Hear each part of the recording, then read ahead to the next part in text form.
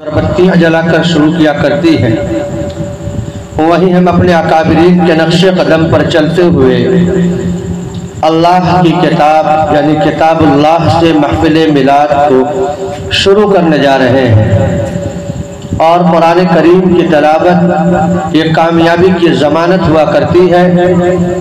लिहाजा जो हजरात जहाँ कहीं से सुन रहे हो, अदबन दरख्वास्त है कि महफिल में तशरीफ़ ले आवे और सवाब दारैन हासिल करें।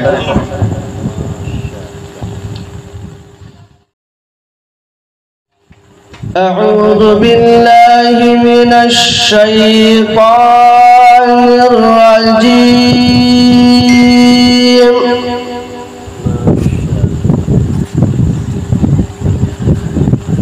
बिस्मिल्लाहिर्रहमानिर्रहीम।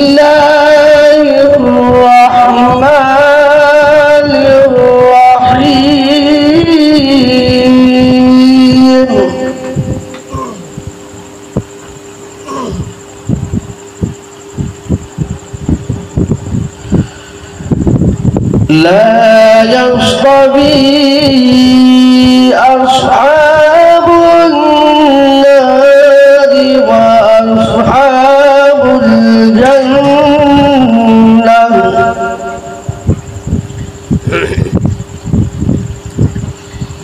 अस्हाबुल जन्नति हुमुल फाइज़ून।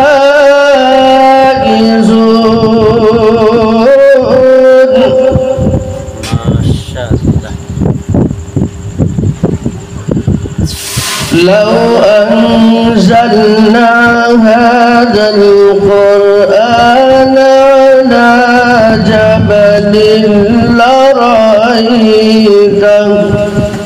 अल्लाहुम्मा ज़िद वज़िद।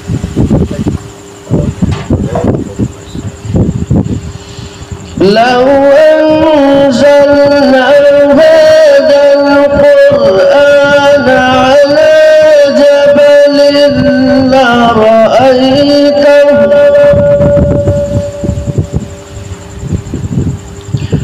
लरअयतहु खाशिअन मुतसद्दिअन मिन खशियतिल्लाह।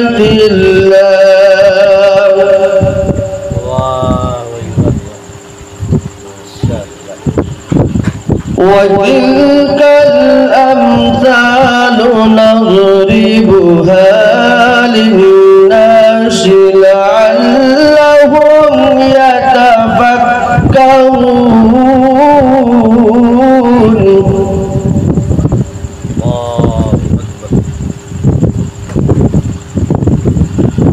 वल्लाहु अल्लज़ी ला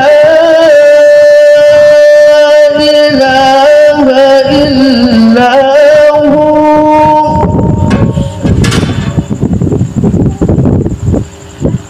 आलिमुल गैबि वश्शहादति हुवर रहमानुर रहीम।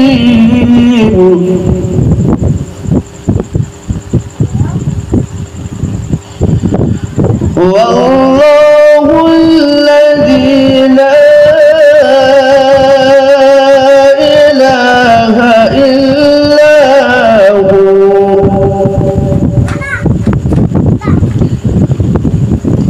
अल-मलिकुल कुद्दूसुस सलामुल मुमिनुल मुहैमिनुल अज़ीज़।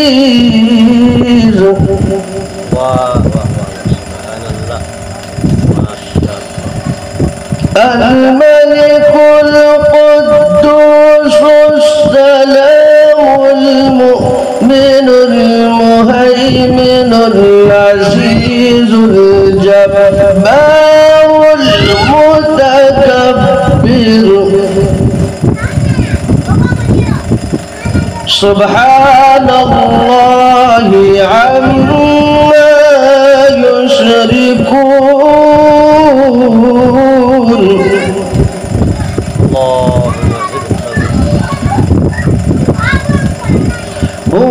हुवल्लाहुल खालिकुल बारिउल मुसव्विर लहुल الحسنى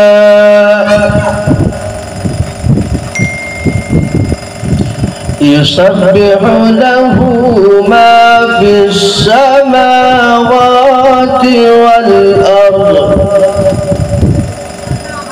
وهو العزيز الحكيم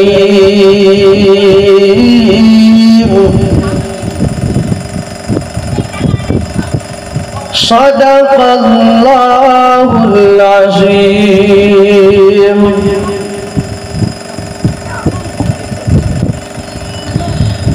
ماشاءاللہ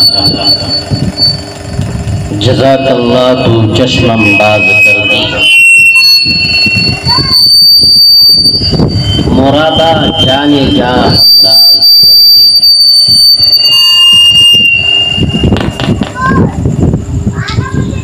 یہ تھے ہمارے بیچ قاری قرآن بہترین اور خوبصورت آواز کے مالک جناب حضرت حافظ وقاری ضیاء الحق جامعی، جو ابھی ہمارے درمیان بہت ہی خوبصورت انداز سے تلاوت کلام پاک آپ تمامی حضرات کو سنا رہے تھے۔ یقیناً قرآن کریم کے الفاظ، معانی، فصاحت و بلاغت، عربیت، ان کی جادو بیانی آواز جب ہمارے اور آپ کے کانوں میں گونجی تو شاعر کا وہ شعر مجھے یاد آیا کہ لے کے پیغام خدا صاحب قرآن آیا، لے کے پیغام خدا صاحب قرآن آیا، سنگ کے شہر میں شیشے کا نگہباں آیا اور دب کے پتھر میں سسک